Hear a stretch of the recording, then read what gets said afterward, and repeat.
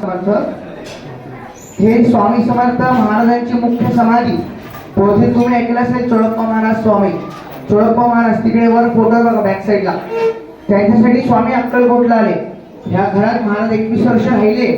समाधी घ्यायच्या 5 वर्ष आधी हे जे काही दगडी बांधकाम आहे स्वामींनी स्वतःच्या नजरेखाली बांधून घेतला. तो फोटो बघा त्याप्रमाणे. आणि स्वामींनी 30 एप्रिल 1878 साली मंगळवारी प्रदोष दिवशी सायंकाळी चोळप्पा महाराजांच्या घरामध्ये समाधी घेतली.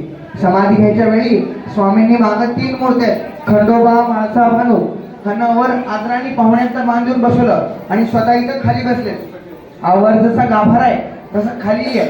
ब्रह्मानंदी नाव आहे गुहेचं. तिथं साक्षात या पद्मासन स्थितीत म्हणजे ह्या रूपात स्वामींचा देह आहे. स्वामींचे मठ मंदिरे भरपूर असतात. उद्या तुमची इच्छा तुम्ही बांधू शकता, आमच्या बांधू शकतो, पण समाधी एकच आहे. म्हणून या स्थानाला